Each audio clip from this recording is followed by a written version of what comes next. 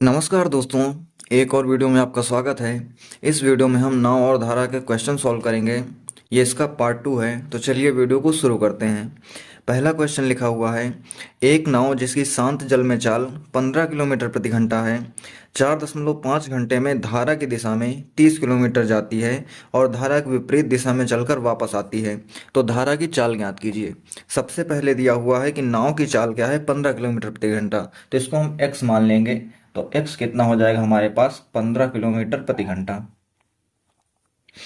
आगे लिखा हुआ है कि 4.5 घंटे में वह 30 किलोमीटर जाती भी है और आती भी है, तो टोटल टाइम हमारे पास कितना है, 4.5 घंटे।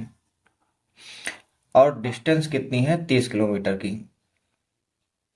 तो इसके लिए डायरेक्ट फार्मूला होता है total time equal to 2dx upon x square minus का वाई स्क्वायर। यहाँ पर y क्या होती है, धारा की चाल होती है, और x क्या होती है, नाव की चाल होती है। t टोटल टाइम है, d डिस्टेंस है, और x क्या है बता दिया, नाव की चाल है। इसके अलावा एक और इसका फार्मूला होता है, जब भी हमें डिफरेंस ऑफ टाइम दिया हो। यहाँ पर हमें टोटल टाइम दिया गया है, मतलब हमें दिया गया है जाने में और आने में टोटल कितना समय लगा। जब हमें ये दिया हो कि जाने में और आने में कितना अंतर है समय का, तो हम इस फार्मूले का यूज करेंगे 2dy upon x square minus Y square. यहाँ पर हमें टोटल टाइम दिया हुआ है, तो हम ऊपर वाले फार्मूले का यूज करेंगे। इसमें हम वैल्यू पुट करेंगे, तो टी की वैल्यू कितनी है, 4.5 घंटे इक्वल टू 2 इंटू डी की वैल्यू कितनी है, 30 किलोमीटर, एक्स की वैल्यू है 15 kilometre per hour, upon x square minus Y square में एक्स की वैल्यू 15 का स्क्वायर माइनस वाई की वैल्यू हमें निकालनी है। तो यहाँ पर हम इसे सॉल्व करेंगे, तो इसको हम लिख सकते हैं 45/10 equal to 2 into 30 into 15 divided by, ये हो जाएगा 225, और माइनस का वाई स्क्वायर। कैलकुलेट करेंगे तो 15×3=45 हो जाएगा। 3 से काटेंगे तो 10 बार में ये चला जाएगा। क्रॉस में मल्टीप्लाई करेंगे तो 225 माइनस का वाई स्क्वायर इक्वल टू, इसमें मल्टीप्लाई होगा 10×100 दूनी 200 हो जाएगा। अब ये y उधर जाएगा, 200 इधर जाएगा, तो 225 माइनस 200 कितना हो जाएगा, 25 इक्वल टू कितना हो जाएगा, वाई स्क्वायर। अंडर रूट करेंगे तो y की वैल्यू यहाँ से कितनी आ जाएगी, 5 किलोमीटर पर आवर। ये क्या हो जाएगी, धारा की चाल, और यही हमारे क्वेश्चन का आंसर हो जाएगा।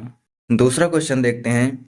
लिखा हुआ है, ठहरे हुए पानी में एक नाव की गति 20 किलोमीटर प्रति घंटा है। मतलब हम x मान लेंगे, तो x कितना दिया हुआ है, 20 किलोमीटर प्रति घंटा। आगे लिखा हुआ है, यह नाव 364 किलोमीटर नीचे बहाव में यात्रा करती है और फिर बहाव की उल्टी दिशा में यात्रा करके अपने आरंभिक बिंदु पर पहुंचती है। मतलब डिस्टेंस कितनी है, तो 364 किलोमीटर है। 364 किलोमीटर ये जाती है और फिर वापस 364 किलोमीटर आती है। इस यात्रा में कुल 40 घंटे लगते हैं, तो धारा की गति कितनी है। टोटल टाइम दिया हुआ है हमारे पास कितना है, 40 घंटे।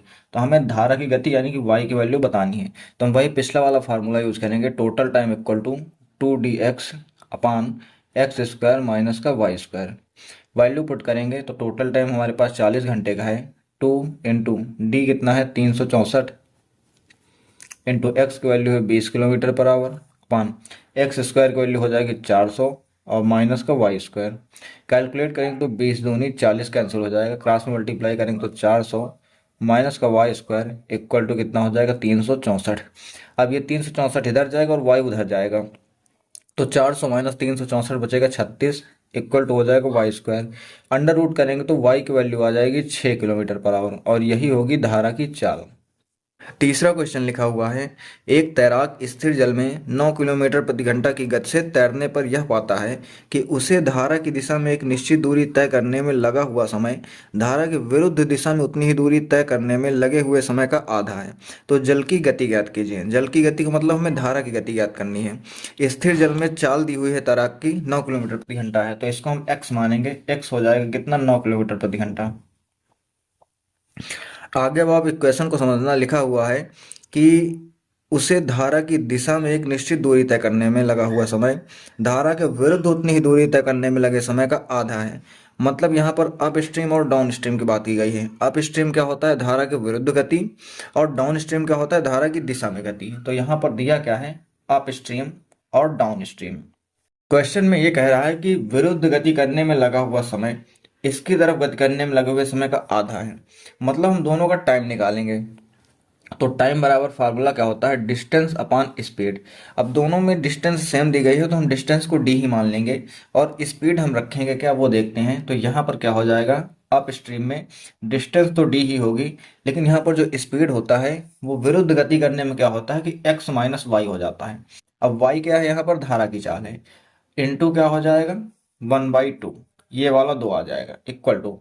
अगर हम देखेंगे डाउन स्ट्रीम में धारा की दिशा में गति, तो डिस्टेंस तो वही हो जाएगी और डिवाइड करेंगे यहाँ पर x प्लस वाई से, क्योंकि जब हम धारा की दिशा में जाते हैं तो धारा की चाल भी जुड़ जाती है। अब इसको अगर हम सॉल्व करेंगे तो यहाँ पर d से d कैंसिल हो जाएगा और ये कितना आ जाएगा, क्रॉस में मल्टीप्लाई करेंगे तो x plus y equal to 2x minus का 2y। इसको अगर सॉल्व करने के लिए y को इधर भेजेंगे, x को उधर भेजेंगे तो x बराबर क्या हो जाएगा 3y।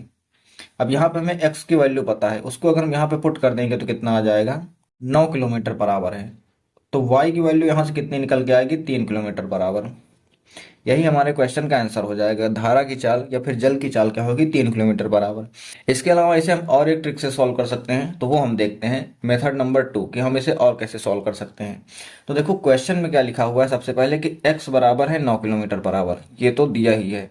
अब इसमें एक चीज़ और दिया है कि अप स्ट्रीम और डाउन स्ट्रीम में लगे टाइम का रेशियो क्या है, वो चीज़ आप समझना। टाइम का रेशियो दिया हुआ है कि इसमें 2 गुना टाइम लगता है और इसमें 1 गुना टाइम लगता है, यानी कि अप स्ट्रीम में इसका 2 गुना टाइम लगता है। अब यहाँ पर फार्मूले से अगर हम देखते हैं कि अगर डिस्टेंस कांस्टेंट होती है तो टाइम और स्पीड एक दूसरे को उल्टे हो जाते हैं, तो यहाँ पर स्पीड की रेशियो क्या हो जाएगी, 1:2 हो जाएगा।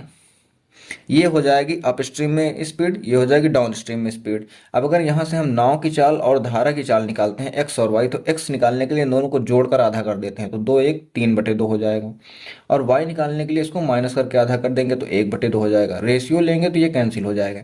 अब देखो एक्स की वैल्यू है 9 kilometre per our, 9 kilometre per our कैसे आएगा, इसमें हमने 3 से मल्टीप्लाई किया है, तो इधर भी अगर हम 3 से मल्टीप्लाई कर देंगे तो कितना आ जाएगा हमारा, 3 किलोमीटर पर आवर। और ये क्या हो जाएगी, ये हो जाएगी धारा की चाल। यही हमारे क्वेश्चन का आंसर हो जाएगा। नेक्स्ट क्वेश्चन देखते हैं। लिखा हुआ है एक नाव बिंदु P से धारा की दिशा में चलना शुरू करती है और बिंदु Q तक 3 घंटे में पहुंचती है।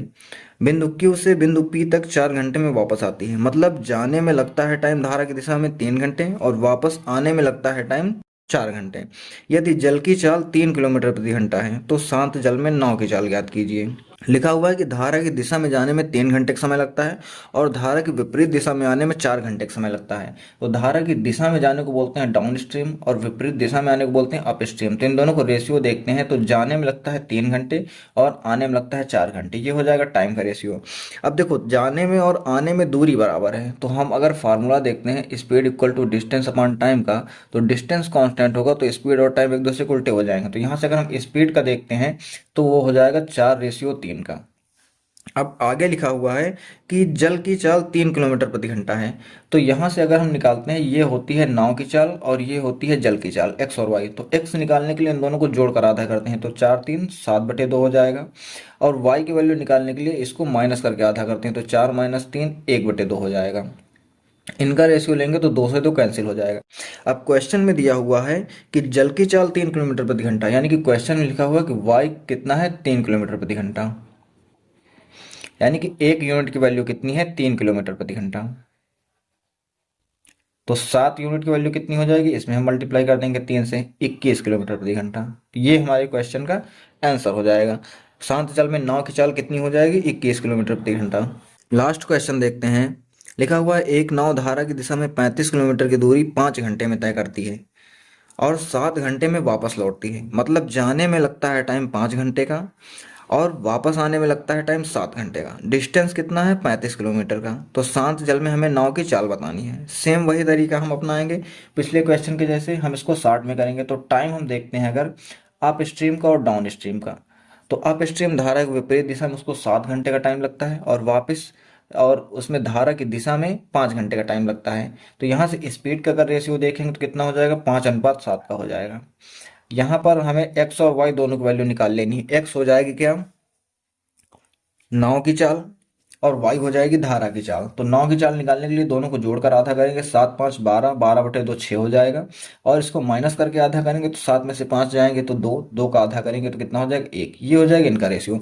अब क्वेश्चन में क्या पूछा गया है कि हमें बताना है कि शांत जल में नाव की चाल क्या होगी। तो नाव की चाल हमारा कितना आ जाएगा, 6 किलोमीटर पर आवर। यही हमारे क्वेश्चन का आंसर हो जाएगा। अगर वीडियो अच्छी लगी हो तो वीडियो को लाइक करके चैनल को सब्सक्राइब कीजिए, और नेक्स्ट वीडियो आप किस टॉपिक पर चाहते हैं यह हमें कमेंट करके ज़रूर बताइए।